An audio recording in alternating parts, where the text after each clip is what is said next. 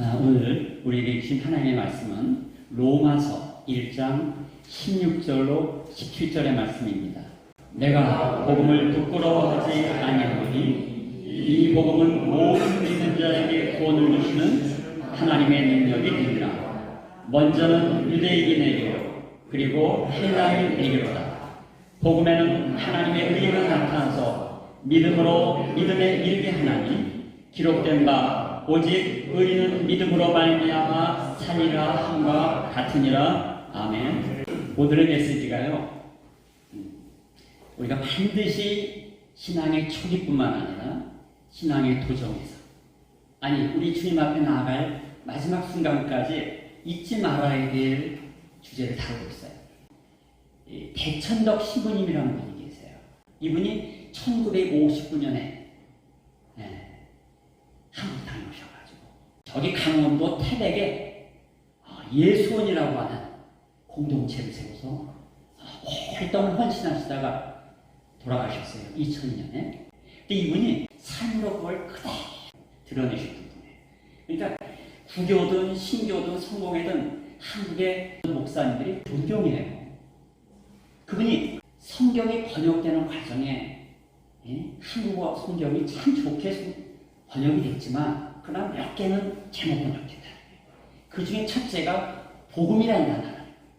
가스풀이라고 하는 이 단어가 이것이 번역될 때에 복음으로 번역됐다. 이게 결정적인 실수라는 거예요.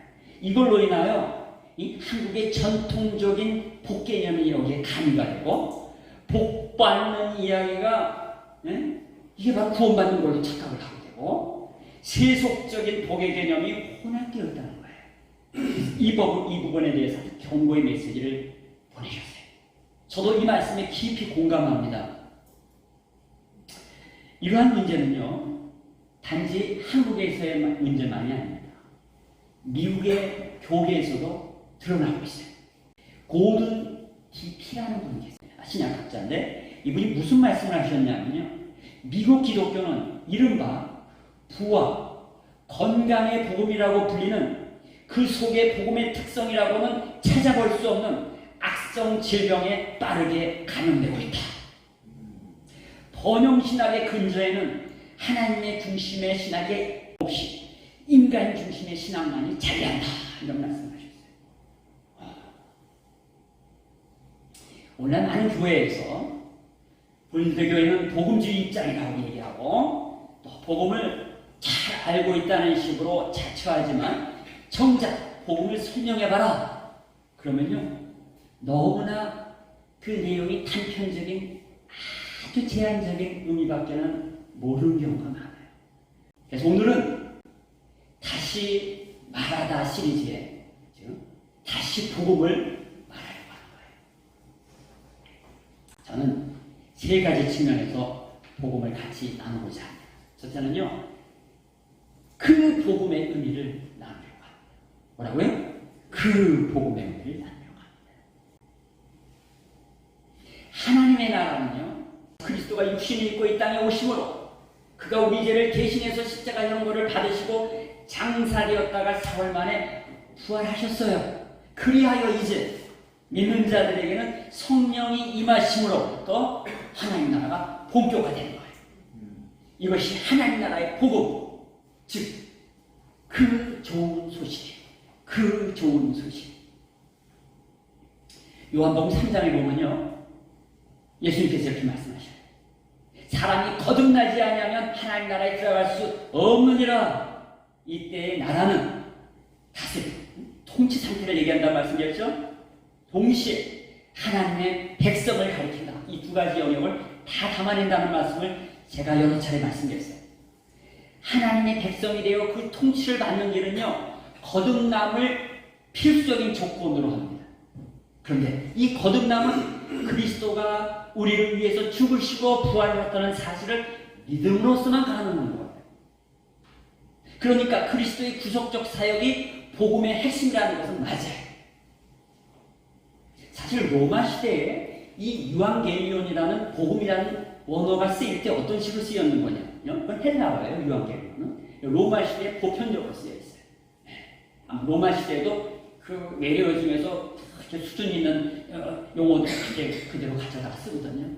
이 유앙겔리온이라는 말은 황제가 이제 새롭게 즉위할 때가 예? 그가 아들을 낳았다든가 말이죠. 예? 그리고 생일을 맞이했다든가 그리고 승전을 했다든가 이런 특별한 소식을 전할 때 유앙겔리온 기쁜 소식이다 이렇게 얘기해요. 예. 그래서 당시에는 유앙겔리온이 어떤 특별한 대상을 향해 좋은 소식, 기쁜 소식을 알리는 보통 명사였어요. 보통 명사. 그런데 이 성경의 신약의 기자들이 이 단어를 차용해다가 바로 예수 그리스도의 그 대속적인 죽음과 부활을 알리는 이 기쁘고 좋은 소식을 소개하려고 할 때 이걸 가져다 쓴 거예요. 그래서요, 사실 오늘 성경 본문 로마서 1장 16절에 내가 복음을 부끄러워하지 아니한다 할 때 이 언어를 살펴보면요, 그 복음 앞에 더 정관사가 붙어 있어요. 아시겠어요? 헬라어에서 토라고 그러는데 더 가스프리예요. 바로 그 복음, 그 좋은 소식이라는 거예요. 오늘날 이 단어가 너무나 흔한 단어가 됐어요. 하긴 복음이라는 단어라고 이 거듭남이라는 단어가 얼마나 흔한 단어가 되었는지 일반 사회에서도 이거 가져다 원형이라 막 쓰잖아요. 어느 한 분이 오늘 목사님이세요. 그분이 설교를 잘하세요. 근데 오늘날 서두에 이렇게 얘기를 하는 거예요. 언어는 유효기간이 있다. 그래서 다른 용어로 계속 대체돼야 된다. 목사님인데 그런 말씀하시더라고요. 아주 그럴싸한 말이긴 해요. 근데 이 말은요, 그럴 수도 있지만 그렇지 않을 수도 있어요. 뭐 언어학적으로, 기호학적으로 제가 얼마인지 반박할 수가 있지만 지금 그거 할 시간은 없어요. 오늘날 현대의 언어 세계는요, 너무나 과도하게 변하고 있어요. 그러다 보니까 사람들의 감각이 무뎌지거나 과민해졌어요. 이제는 새로운 것이 신선하지 않으면 아무것도 감동을 못 주는 시대가 되었어요.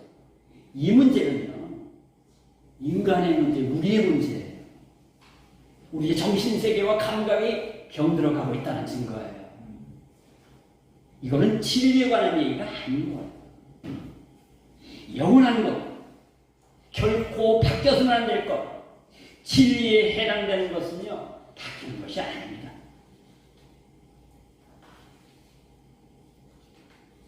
예수 그리스도가 우리의 구원을 위해서 죽으시고 부활하시고 구원의 길을 완성하셨다는 것, 이 구원의 도는 결코 바뀔 수가 없어요. 이것은 영구한 진리인 것이에요. 그럼에도 불구하고 시간이 지나면서 그 복음이 담아내고 있는 풍성한 이 의미들, 함의를 사람들은 시대가 바뀌면서 그들의 관심사도 바뀌다 보니까 이 고귀한 복음이 갖고 있는 이 함의를 축소하거나 왜곡하는 일들이 발생한다. 그래서 이제 복음이라고 하면 허다분의 교인들조차도 듣기 좋은 소식 정도 둔갑해 버린 경향이 있습니다. 이것은 심히 안타까운 일이에요. 이처럼 복음을 축소하거나 왜곡하는 그런 실제 사례들 한 두 가지만 제가 말씀드리겠어요. 첫째는 축소의 경우입니다. 예수님을 믿는다고 따라서 영적 기도만 하면 하나님 자녀가 되고 말이죠. 그리고 이제 천당을 보장받고 영원한 구원을 받을 수 있다. 이제 복만 받으면 된다는 식으로 접근하는 경우가 있어요. 물론 영적 기도를 제가 과소평가하려고 하는 건 아닙니다. 그것이 필요 없다는 건 아니에요. 그러나 너무 많은 경우에 단순히 지적인 동의로 끝이고 마는 경우가 허다하다는 거예요. 성경은 믿음이 없는, 다시요, 믿음의 열매가 없는 그런 신앙이라고 하는 것은 인정받을 수 없다고 선언합니다. 야고보서 2장은 이렇게 기록하고 있는데요. 이것을 새 번역으로 소개하겠습니다. 17절에 이렇게 얘기합니다. 이와 같이 믿음의 행함이 따르지 않으면 그 자체만으로는 죽은 것입니다. 20절에는요. 아 어리석은 사람이여 그대는 행함이 없는 믿음은 쓸모가 없다는 것을 알고 싶습니까? 26절에 영혼이 없는 몸이 죽은 것과 같이 행함이 없는 믿음은 죽은 것입니다. 정말로 복음을 믿는 신앙인이 된다. 그는요 반드시 결실이 있어야 된다는 거예요. 물론 결실의 크기와 양상은 사람마다 다를 수가 있어요. 그렇다고 결실이 없을 수는 없다는 것은 분명합니다. 두 번째로 복음을 이번엔 왜곡하는 사례를 좀 들어보겠는데요. 성경이 약속하지 않은 복음의 무언가를 혼합하는 사례입니다. 그 대표적인 것이 예수 믿으면 부자 되고 예수 믿으면 앞길이 열리고 예수 믿으면 무병장수한다는 식으로 접근하는 그런 외침들이 있어요. 이런 주장은 흔히 부와 건강의 복음이다. 미국에서 그런 표현을 써요. 혹은 번영복음이다. 이렇게 얘기합니다. 이 번영복음의 문제는요. 성경이 약속하지 아니한 것을 약속으로 과장한다는 데 있는 것입니다. 물질과 건강은 인생의 목적이 되어서는 안 됨에도 불구하고 마치 하나님은 그것을 위해서 우리가 살아갈 수 있는 길을 여신 것처럼 과장하는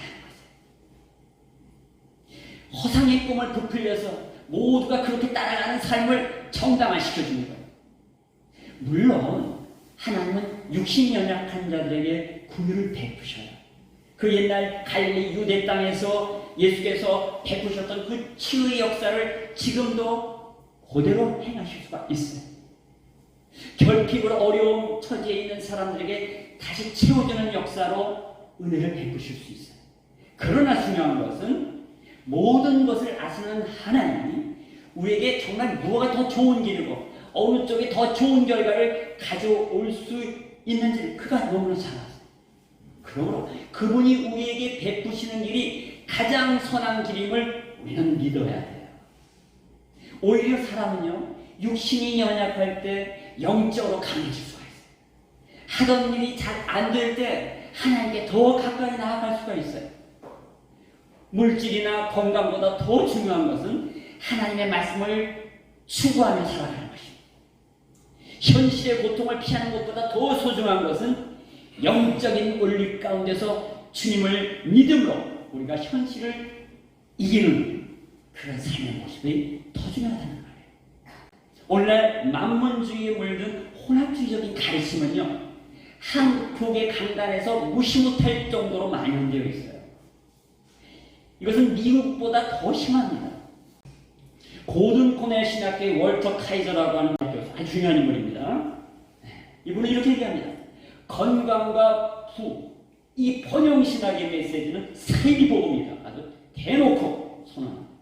번영복음은 그리스도인으로 하여금 풍요와 성공에 미쳐있는 우리 사회의 문화적 포로가 되게 만든다. 모든 이단들이 그러하다. 그들은 여기저기 임의로 성경 본문을 뽑아다가는 자신의 주장을 뒷받침하는 증거구조로 사용했습니다. 근데 사실 이 성서학자들의 입장에서 보면 본문에 대한 해석이 너무나 말도 안 되는 오속을 하고 있는 그런 번영복음을 전하는 사람이 많습니다. 우리 한국에서도 제가 실제로 주요 교회에 서울에 있는 주요 교회 목회자들의 설교 본문을 분석을 하고 학생들과 논의를 하고 그것을 평가하고 했어요. 그랬더니 군데군데 아니 설교 전체의 번영의 복음만 얘기하는 건 아니지만 계속 얘기하다 슬쩍 번영의 복음을 써라 삽입해가지고 사람들이 듣기 좋게 말이지. 사람들이 그냥 혹하다. 그런 교회는 또 사람들이 넘쳐나요. 이게 바로 문제고 전혀 그거에 대해 꺼리낌 없이 그대로 혼자 행하고 있다는 거예요. 두 번째, 한국에 나온 세계적인 성경학자가 있어요. 그의 이름이 김세훈 박사입니다. 이분이 이런 얘기합니다. 문제는 교회 안에 들어와 있는 사람들 가운데서 실제로 불교적이거나 유교적인 전제를 가지고 살기 때문에 성경이 말하는 고난을 읽으면서도 잘못 해석하거나 오해하는 경우가 적지 않다는 거예요. 그리스도인의 삶은 구원과 고난의 변증법적 모습으로 특징 지으신다.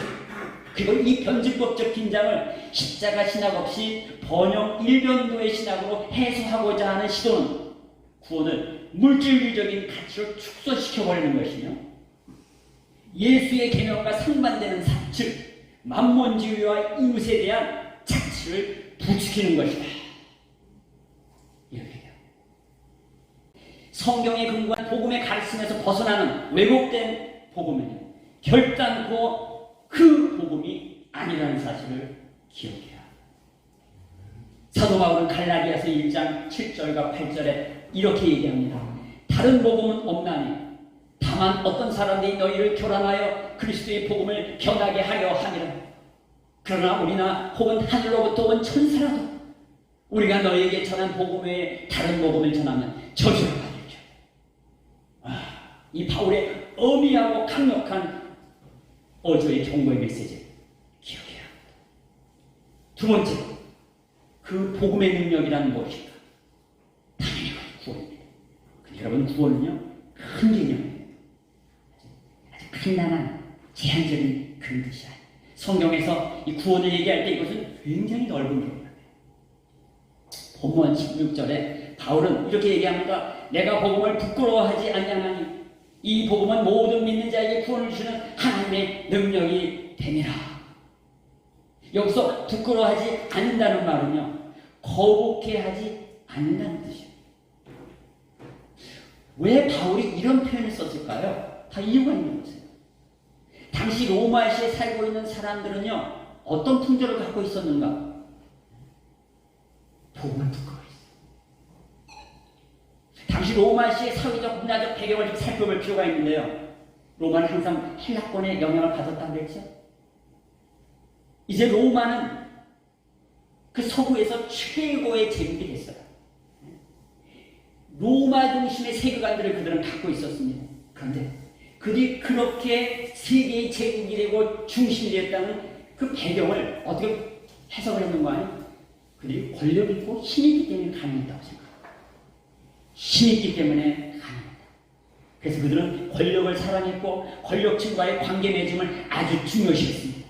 한마디로 힘과 특권을 중시하는 문화 속에서 그들은 살았다는 거예요. 그러다 보니 십자가에 처형당한 사람의 이야기 따위는 이건 아주 수치스러운 것으로 얘기해요. 우리는 전혀 그런 느낌 없었잖아요. 그죠?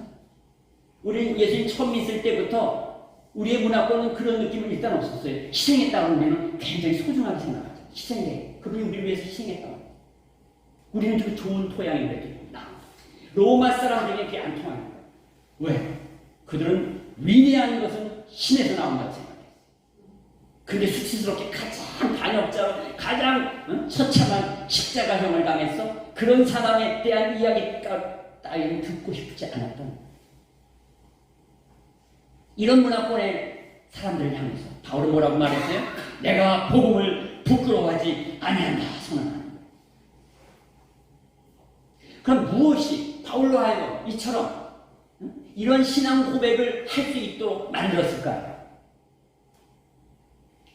바울은요 복음이 하나님의 사람들로 하여금 구원에 이르게 하는 능력이라는 사실을 확실히 믿었다. 우리가 다 잘 아는 표현이고 구절이에요. 정말 우리를 구원에 이르게 하는 능력이라는 사실, 이것을 확실히 믿느냐? 바울은 고린도전서 1장 12절에도 18절에도 이렇게 얘기합니다. 십자가의 도가 멸망하는 자들에게는 미련한 것이 구원을 받은 우리에게는 하나님의 능력이라.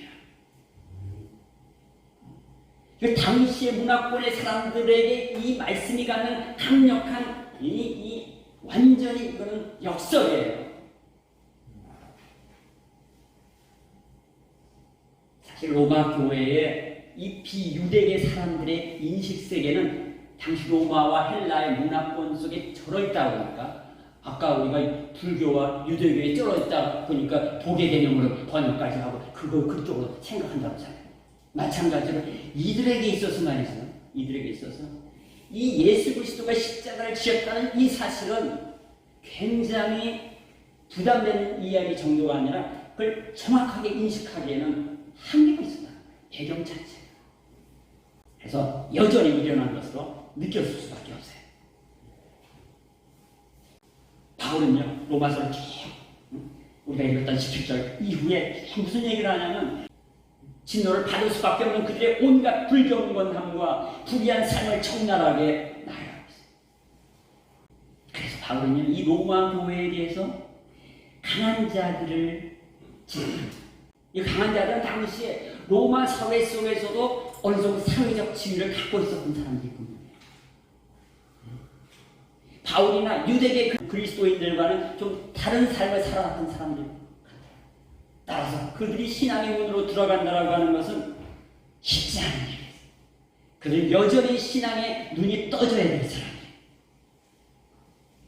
그리고 그 자신들이 살고 있는 문화가 어떤 세속성에 쩌여 있는지를 깨달아야 될 사람이에요. 여전히 그들은 하나님의 경이로운 구원의 능력을 제대로 맛봐야 될 여지가 남아있는 사람입니다.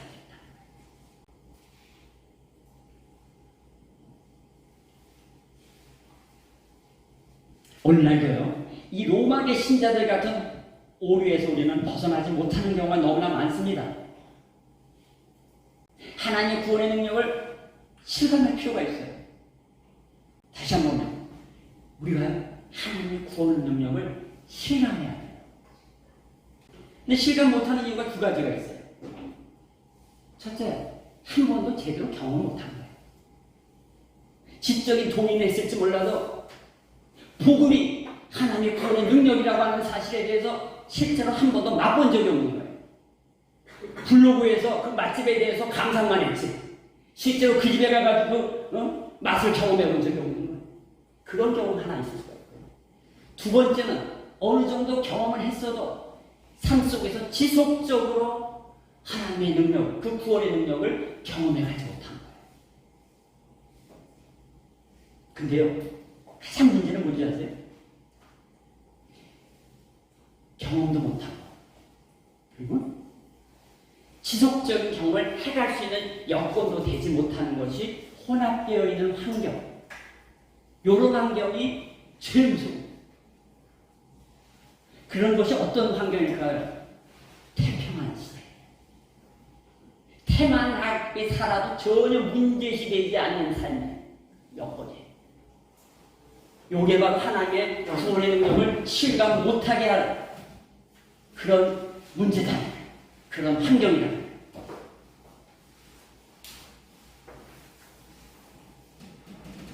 이런 태평한 시대가 되면요, 아무 부담 없이 교회에 슬그머니 들어오는 사람들이 많이 생겨요. 그리고 그냥 그 교회 문화권 속에 이제 도마되고 자연스럽게 멤버가 되고 또 중요한 위치에 오르기도 하고 말이에요. 이런 사람이 널려 있어요. 여러분, 태평해지는 때가 얼마나 위험한지 모릅니다. 지금 한국의 교회가 그렇습니다. 태평한 시절에는요, 이 두 가지가 함께 결합돼요. 다시 말해서 절대 맛본 적이 없는 사람들 슬그머니 들어오고, 그리고 처음에 이 큰 어려움 속에서 예수 믿어가지고 그때는 은혜를 받은 것 같고 감동이 있었던 것 같은데 그 다음에 어떻게 태평스러우니까 흐지부지 지속적인 하나님의 구원의 능력을 경험하지 못하는 그런 환경이 조성될 때 이게 가장 위태롭다. 이렇게 되면 복음의 감격도 사라지고요, 하나님의 능력에 대한 간절함도 사라져요. 여러분, 요즘 열심히 기도하고 계십니까? 아니, 교회가 탄생한 이후에 전에보다 조금 더 기도하고 계십니까? 알아서 그냥 사람들이 넘쳐나. 그러면 줄시 없어서 기도가 안 나와요. 자, 얘기를 계속합니다. 여러분, 이처럼 로마 교회도 한동안 이 지금 50년대 말에 60년대 초까지 아주 태평한 시간이 지나갔어요. 그때가 지금 언제요? 50년대 말에서 60년대 주후 아주 태평한 시절이 지나요. 놀라운 사실은요, 어느 교회나 이렇게 태평한 시절이 오면요, 초기에 교회가 추구하던 정신이 퇴색됩니다. 교회 내 기득권층이 자리를 붙입니다. 온갖 불만들이 쏟아져 나오기 시작해요. 이런 온갖 문제들이 교회의 본질을 훼손하게 되면 그 다음 어떤 사태가 도래하게 될까요? 로마 교회에 보내진 바울의 서신은 대략 57년경이라고 말씀드렸어요. 57년. 이 해를 기억하라 말씀드렸죠, 지난번에. 그런데 몇 해가 지나 64년경에 로마 교회는 결코 아무도 바라지 않았던 엄청난 사건을 맞이하게 됩니다. 64년. 이 사태가 로마 교회가 지닌 문제 때문에 일어난 것이다. 이렇게 단정하면 안 돼요. 그거는 좀 위험해요. 60년대 초반에 베드로가 로마에 있었어요. 그리고 64년경에는 바울도 연금 상태에서 로마에 있었어요. 이런 인물들이 로마에 있으면서 로마 교회가 아주 바른 영적 성숙과 급성장의 그런 조건들이 어느 정도 갖춰졌을 가능성은 있어요. 이 급성장이라는 것을 여러 각도로 좀 설명을 해야 되겠지만 어쨌거나 좋은 상황이었어요. 그렇다고 해서 로마 교회의 모든 문제가 다 깨끗하게 사라졌다고 가정할 수는 없어요. 이것도 과도한 해석이에요. 이제 로마 교회는 더 위대한 미래를 위하여 단단해져야 할 시간이 필요했습니다. 하나님 64년에 일어난 이 로마 화재를 기점으로 엄청난 박해의 시간을 허용하십니다. 마귀는 이때를 기다리고 있었을 거예요. 박해를 통해 교회를 밟아버리면 교회는 무너질 것이고 교인들은 사라질 것이라고 하셨을 거예요. 마귀가. 다시 한번 얘기합니다. 이 박해 도래의 원인은 로마 교회 내부의 신학적 갈등에 따른 하나님의 심판이었다는 식으로 단정하는 것은 이건 무리한 판단입니다. 그러나 박해의 결과가 고통의 결과만 남긴 게 아니라는 것은 너무도 분명합니다. 오히려 고난은 그리스도인 공동체로 하여금 모든 유치한 욕망과 갈등을 해소하고 믿음의 신들을 단단하게 만드는 시간이 되는 것입니다. 그렇다면 로마에서 벌어진 이 역사적 사건을 조금 한번 추적해 봅시다. 기원 57년에 이 로마서가 쓰여진 이후, 그리고 그들에게 보내진 이후, 이제 64년에 로마시 대화제가 일어납니다. 근데 이 대화제는 바로 네로가 당한 것이 맞다라고 역사가들은 말하는 경우가 많아요. 네로는요, 54년에 16세의 나이로 황제에 즉위합니다.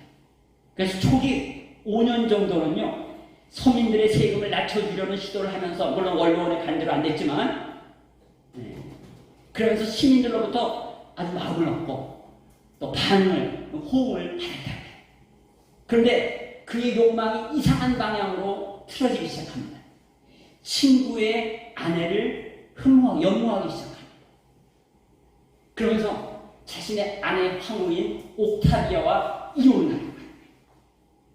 이건 끔찍한 일이었어요. 왜 끔찍한 일이냐면 옥타비아라고 하는 것은 초대 황제인 아우구스토와 그의 아내인 이 드루실라의 직계 교육이에요. 그러다 보니 이 황제의 정통성을 갖고, 사실 네로는요, 자기 아버지가 황제였는데 그것은 의붓 아버지였던 거예요. 그래서 정통성이 좀 흔들려요. 그러니까 네로의 모후가, 엄마가 절대 이것을 받아들일 수가 없고 극렬히 반대합니다. 그랬더니 어떻게 했냐? 죽여버려요. 그리고 자기 아내 옥타비아를 유배를 보냅니다. 그리고 유배지에서 죽여버려요.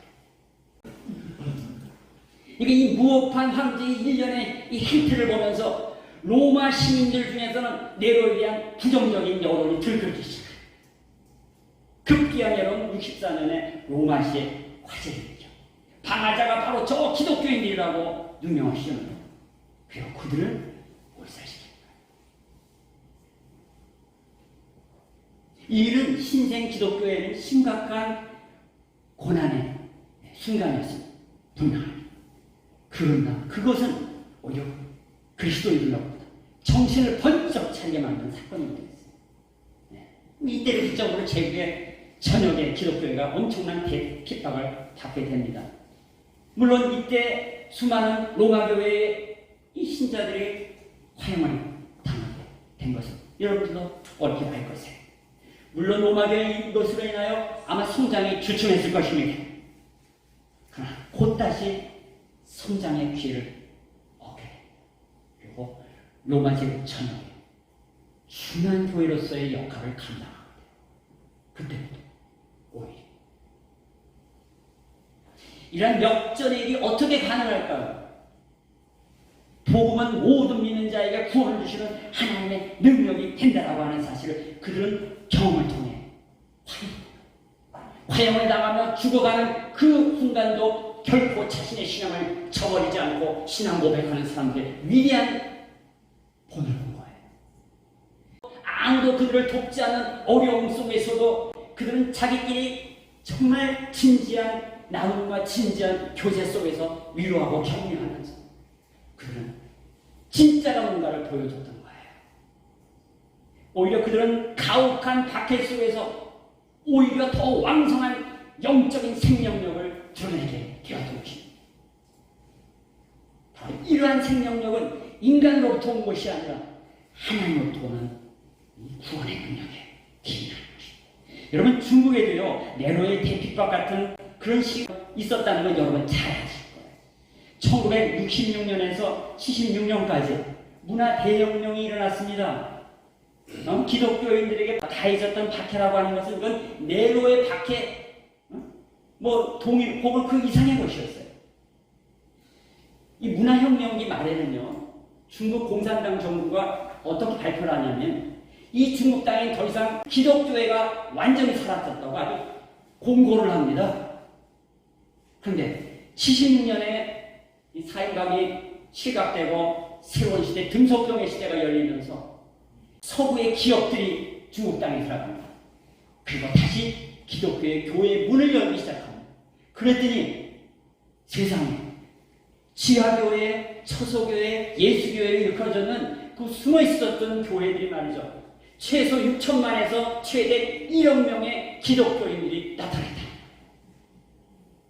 이건 상상도 못할 기록입니다. 로마 교회도 마찬가지로 가난과 고통과 이러한 순교의 어려운 시기를 보내면서 교회 내부에 있었던 사소로운 문제들, 유치한 갈등들은 다 해소가 됩니다. 순수한 복음 안에서 하나님의 생명력이 발동됩니다.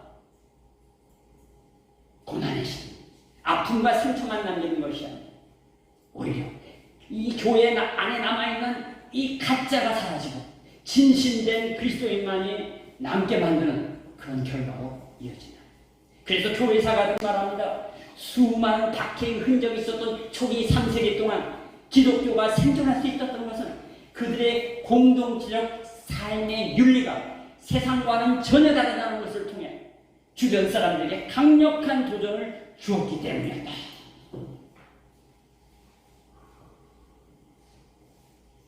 맞습니다. 고난은 교회를 순결하게 만들고 많은 악을 제거하고 신자들로 하여금 성도 간의 진정한 교제가 무엇인지를 경험하게 합니다. 고난, 하나님의 능력을 지속적으로 경험하는 장치입니다.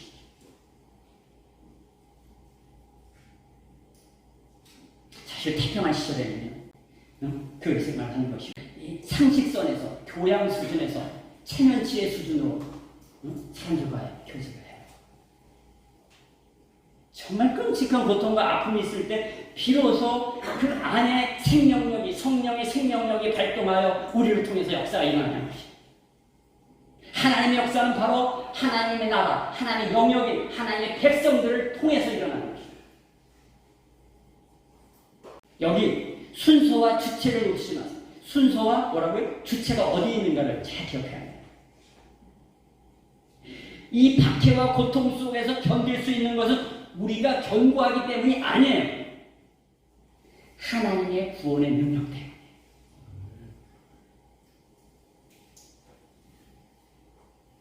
바로 그분의 복음을 근거로 우리를 구원하시는 그 구원 안에서 그분의 능력이 우리를 버티게 하는 거예요. 바로 그 경험 속에서 우리의 믿음이 단단해지는 거예요. 순서 그렇게 돼요. 단단해짐이라고 하는 것은 조건이 아니라 복음을 의지한 결과입니다. 세 번째로 그 복음의 목적을 한번 보겠습니다. 그 복음의 목적. 이것은 하나님 나라의 실현입니다. 그 목적은 하나님 나라의 실현. 로마서에 의라는 단어가요 64번 나와요. 64번. 나머지 서신 다 합친 거가 49번인데 로마서 한 권 안에 64번이 나오니까 대단히 많이 나와요. 그러니까 이것은 그만큼 중요시됐다는 거예요. 본문에서. 앞서 읽었던 믿음으로 믿음에 이르게 하나니 이 17절에 나오는 이 구절이요. NIV, 아주 좋은 성경 번역이죠. 그 NIV에는 이렇게 표현되어 있어요. 처음부터 마지막까지 믿음으로 사나니. 이런 뜻이에요. 그러니까 복음은 그리스도인으로 하여금 처음부터 마지막까지 믿음으로 살게 하는 과정에 하나님의 의가 그 근거가 된다는 거예요.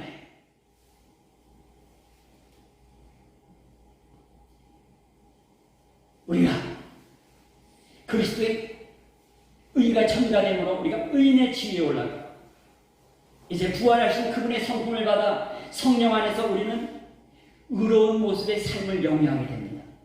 그건 놀라운 신비예요. 물론 이러한 사실에 대해서 우리 교회를 출입하는 일반 기본적인 성경 지식을 갖고 있는 사람은 다 아는 수준의 이야기예요. 근데 이런 놀라운 진리가 우리의 삶에 적용되지 못하고 하나님의 능력이 지속적으로 경험되지 못하는 이유가 어디 있을까요? 앞서 소개한 대로요. 그 이유는 복음 신앙에 대한 인식 부족이에요. 그리고 축소된 개념으로 복음을 이해한 영역이에요. 사실 유앙겔리온이란 이 복음이라는 단어는요. 앞서 소개한 대로 일반 보통 명사라고 그랬어요. 그런데 이 신약의 기저들이 이것을 차용했고 이 로마서에서 바울이 이것을 신학화합니다. 그러면서 이제 이 개념은 이 서구권에서 기독교가 주류가 되면서 이제는 사전적 의미의 그 복음이 이제는 복음이 됐어요. 이해가 되십니까? 한 집단만이 갖는 언어의 의미를 얘기할 때 그걸 공식이오라고 해요. 고들만이 갖는 그 집단만이 갖는 의미를 얘기할 때 공식이오라고 해요. 초기엔 그랬다는 거예요. 근데 이것이 한 사회 전체의 주류가 되면 그래서 이제 사전적 의미가 되면 이걸 외식이오라고 해요. 외식이오라고 해요. 그래서 이 서구 사회 속에서 또는 그 영향을 받은 기독교 세계에서 복음은 오로지 그리스도의 구속적 사역과 부활의 메시지 속에 의미로서 사전에 다 나와요. 근데 문제는 시간이 지나면서 어떤 일이 벌어지냐? 아까도 얘기했지만 이게 축소됐다. 때로는 왜곡되기도 하고. 그래서 이 축소의 문제를요, 우리가 다시 한번 풀어서, 그럼 어떤 의미로 이 복음의 의미를 확인하고 가져가야 될 것인가? 이 얘기를 좀 드리려고 하는 거예요. 바로 이러한 복음의 문제를 가장 잘 파헤칠 뿐만 아니라 성경적인 관점에서 우리에게 교훈을 주신 분이 있어요. 바로 팀 켈러예요. 팀 켈러가 중요한 이유가요. 특히 미국권에서 엄청난 영향을 끼치는 이유가 바로 이 복음, 그리고 그 복음 신앙이 갖고 오는 복음의 신앙, 그리고 그 복음의 신앙이 펼쳐져야 할 하나님 나라, 이것에 대해서 너무나 정교하게 잘 파헤쳤어요. 제가 이걸 아주 짧게 좀 얘기를 드리려고 합니다. 팀 켈러는 센터 처치라고 합니다. 아주 중요한 책이에요. 책이 어마어마하게 두꺼워요. 번역본이 나왔는데 사람들 하도 안 읽으니까 사기를 하고 안 읽으니까 이것을 3등분으로 쪼개가지고 3권으로 요즘 팔아요. 너무 중요한 책이에요. 물론 그걸 읽으려면 배경 지식과 신학적인 여러 것이 좀 준비가 돼야만 읽을 수 있는 것이긴 하지만 이 책을 너무 잘 썼어요. 그의 35년 목회를 전부 거기다 투영해낸 거예요. 그가 이제 신학교 교수로 있기도 했지만 목회 현장에서 35년을 지냈기 때문에요. 일반 신학교에서 연구만 하는 신학자들도 이분의 이 성경에 대한 그 원리가 무엇인가를 파헤친 이 책을 너무나 귀하게 여깁니다. 그는 이 책에서 두 가지만 제가 다 설명할 필요 없고 두 가지 플러스 하나 해가지고 이제 세 가지만 얘기하겠습니다. 왜 두 가지 플러스 하나 이렇게 했는지 잠시 후에 느낌 올 거예요. 두 가지. 첫째는 뭐냐? 복음은 단순하지 않다는 거예요. 복음을 여러분께 단순하게 이해하면 핵심만 한다는 거예요. 근데 사실 그건 너무나 풍성한 함의를 갖고 있다는 거예요. 이 풍성한 함의를 파헤친 역작이 바로 센터 처치인데 바로 이 복음은요 반드시 복음 신앙으로 나타나야 된다. 그리고 그것은 복음 부흥 이 두 번째 단어 중에 뭐로 나타나야 된다? 복음 부흥. 이 리바이벌이라는 단어를 써 이 사람이 리바이벌. 그 단어는 사실 소생 회복. 특별히 이분이 강조해서 쓰는 의미가 뭐냐면 생명의 사역 속에 나타나는 성령의 강화하심.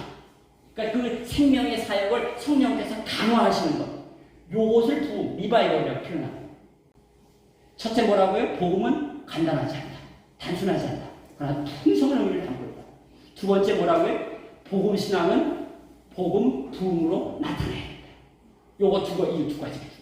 근데 플러스 하나 그랬죠. 플러스 하나. 그게 뭐냐? 근데 이것이 나타나는 과정에 통상적인 방식 가운데 역사가 된다. 그런가요? 그래서 이 복음 신앙을 가져오고 복음 신앙은 매 순간 우리를 복음적 삶과 사역을 감당케 한다는 거예요.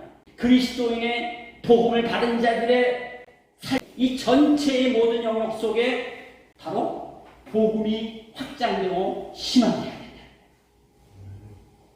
우리 개인의 아주 사소한 삶의 일에서부터 아주 대외적이고 큰 그림의 외부의 모든 영역의 일까지 복음 신앙이 그대로 반영돼요.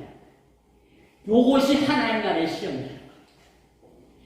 이 가운데 하나님이 그 사역, 그 삶을 강화시켜요. 성령을 통해서. 요게 복음 부흥이야. 그리고 요건 복음 부흥이 일어나면 이것을 나누는 가운데, 이것을 소개하고 같이 나누는 가운데 이것이 신앙 공동체의 복음 부흥으로 나와요. 그리고 그걸로 끝나는 것이 아니라 그 모든 교회의 영향이 접하는 모든 영역 속에서 하나님 나라시죠. 이게 진정한 부흥이야. 두 가지 얘기했어요. 뭐예요? 복음은 단순하지 않고 포괄적이에요. 두 번째, 복음 신앙은 복음 부흥으로 나타나요. 그래서 플러스 원 뭐예요? 이 모든 이 신앙인들의 삶의 통상적인 삶 속에서 부흥이 나는 것이죠. 자, 요것을 이해하기 위해서요. 예화 하나를 드리면서 마무리를 하려고 합니다. 지금 우리가 본문으로 삼은 로마서 1장 16, 17절은요. 이건 대단한 거예요. 교회 역사 속에 이 구절로 인해서 뒤집어진 예가 너무 많아요. 그 유명한 종교개혁자 마르틴 루터가 이 구절을 가지고 이 종교개혁의 물꼬를 튼 거예요. 근데 그 유명한 영국의 이 개혁가인 복음 전도자 요한 웨슬레도 이 구절과 관계가 있어요.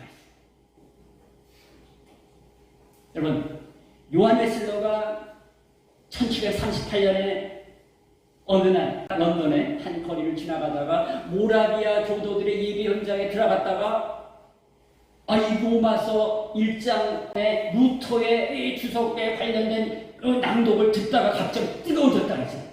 뜨거워졌다. 그래서 그가 그 일기에서 쫙 썼어요. 근데 제가 여기다 올렸습니다만 그 일기를 보면요. 우리가 기대했던 것과는 좀 달라요. 부흥사들은 말이죠. 이걸 가져다가 엄청난 일이 벌어지고 말이냐. 그냥 붕의 물꼬가 터지고 막 그냥 뜨거운 산에서 불이 떨어지고 말이야. 뭐 이런 식으로 예언하는 거예요. 근데 그게 아니고 일기를 읽어보면요. 아주 평이해요.